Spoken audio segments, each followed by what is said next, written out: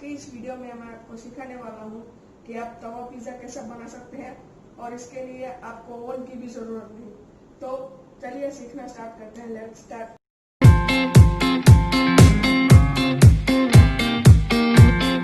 सबसे पहले लेंगे हम आधा किलो मैदा, फिर 1 teaspoon baking soda, 1 teaspoon baking powder, 1 cup दही, स्वाद अनुसार नमक और तेल। फिर हम सबसे पहले बेकिंग पाउडर और बेकिंग सोडा को एक बाउल में मिक्स कर लेंगे। फिर उसमें हम थोड़ा सा तेल डालेंगे। फिर उसे अच्छे से मिक्स करके हमें उसका एक अच्छा पेस्ट बनाना है। और आप देख सकते हैं कि इसका अच्छे से पेस्ट बन गया है। अब इस पेस्ट को हम हमारा जो मैदा है उसमें हम डाल देंगे। अब उस पेस्ट को उसमें डालने के बाद हम उसमें अब दही डाल देंगे। तो अभी हम डाल रहे हैं दही। ये दही हमने डाल दिया है। हम पहले थोड़ा सा ही दही डालेंगे, फिर आपको अगर लगता है तो आप थोड़ा और दही डाल सकते हैं। फिर उसके बाद हम स्वाद अनुसार नमक डाल रहे हैं। फिर नमक डालने के बाद हम उसे अच्छे से मिक्स कर लेंगे।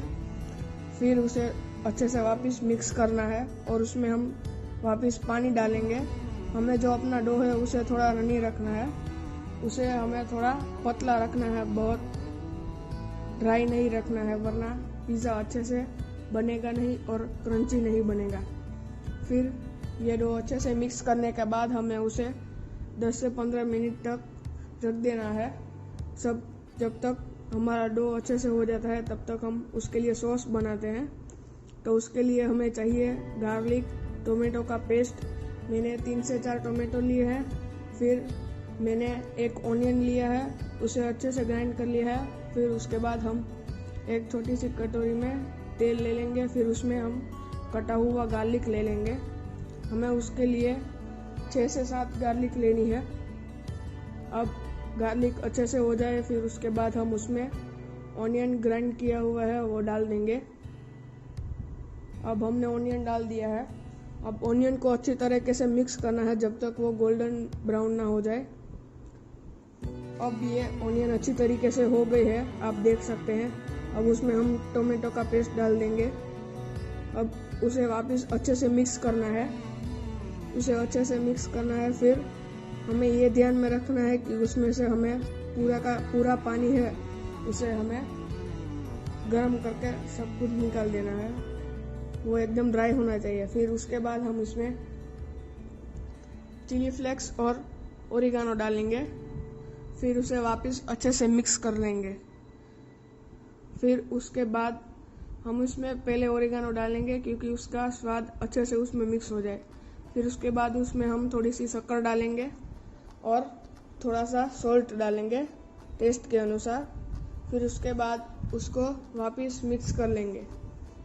हम नमक इसके लिए डाल रहे हैं क्योंकि हमें उसमें थोड़ा सॉसी टेस्ट चाहिए, इसलिए। अब हम बनाएंगे इंग्रेडिएंट्स हमारा पिज़्ज़ा के ऊपर रखने के लिए। तो हम 2 टेबलस्पून तेल ले रहे हैं। फिर उसमें मेरे पास 2 कटी हुई प्याज है, मैंने उसे बारीक काट दिया है। अब उसे हम तेल में डाल के मिक्स कर लेंगे अच्छे से। हमें ये ध्यान में रखना है कि वो बहुत ज़्यादा हमें उसे नहीं पकाना है ऑनियन को। अब बहुत ज़्यादा पक जाएगा तो इसे खाने में मज़ा नहीं आएगा। अब ऑनियन थोड़ा पक गया है तो हम उसमें डाल देंगे कैप्सिकम। मैंने 1 कैप्सिकम काट के लिया है। तो अब इसमें मिक्स कर देते हैं। आप देख सकते हैं कि ये थोड़ा कच्चा रहा है, हमें ऐसा ही रखना है। अब इसमें हम चिली फ्लेक्स और उसके बाद ओरिगानो डालेंगे और ये दोनों डालने के बाद हम इसे वापस मिक्स कर लेंगे और इसे थोड़ा सा कच्चा ही रखना है। तो ये हमारा ऊपर का पिज़्ज़ा का इंग्रेडिएंट भी हो गया है। अब हम पिज़्ज़ा के लिए उसका बेस बनाएंगे। तो बेस बनाने के लिए हमें पिज़्ज़ा का एक छोटा सा मैदे का एक छोटा सा बोल बना के ले लेना है। फिर उसे हम बेलन है उसे अच्छे से रोल करके एक रोटी जैसा बना देंगे। हमें उसे थोड़ा थिक रखना है, इससे क्या है कि पिज़्ज़ा है वो अच्छे से फूल जाए। फिर उसे छोटे से पैन में उल्टा करके डाल देंगे। फिर हमें उसमें से जो अच्छी साइड से पकी हुई है साइड, उसमें हम अपना जो सॉस बनाया हुआ है उसे हम डाल देंगे। उस सॉस को हम अच्छे से स्प्रेड कर देंगे। आप इसमें बाहर जो बाज़ार में मिलता है पिज़्ज़ा पास्ता सॉस, आप उसका भी यूज़ कर सकते हैं। अब सॉस को अच्छे से स्प्रेड करने के बाद हम उसमें अपने जो इंग्रेडिएंट्स हैं उसे हम ऊपर डाल देंगे। और ये हमने अच्छे से स्प्रिंकल कर दिया है हमारे जो सारे इंग्रेडिएंट्स है ऊपर। आप चाहें तो पहले आप चीज़ भी डाल सकते हैं, उसके ऊपर आप इसे डाल सकते हैं, लेकिन हमने पहले ये इंग्रेडिएंट्स डाले हैं। अब उसके बाद हम उसके ऊपर चीज़ डालेंगे। ये अच्छे से हमने रख दिया। अब चीज़ डालने के लिए आप अगर चाहते हैं तो आप थोड़ा सा चीज़ यूज़ कर सकते हैं, अगर आपको चीज़ ज़्यादा पसंद नहीं। हमने अभी इसमें थोड़ा ज़्यादा चीज़ डाला है। और अभी आप देख सकते हैं कि हमारे पास स्वीट कॉर्न था पहले से ही। तो आपके पास अगर स्वीट कॉर्न है तो आप यूज़ कर सकते हैं, और अगर नहीं है तो ये ऑप्शनल है। तो स्वीट कॉर्न डालने के बाद हम इसके ऊपर वापस से थोड़ा चीज़ डाल देंगे। तो इससे क्या है, जो चीज़ है वो अच्छे से मेल्ट हो जाएगा और चीज़ का फ्लेवर भी अच्छे से हमें आएगा।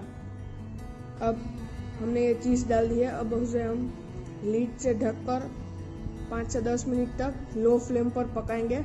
बहुत ज़्यादा फ्लेम पर रखेंगे तो पिज़्ज़ा नीचे से बहुत कड़क हो जाएगा और खाने में मज़ा नहीं आएगा।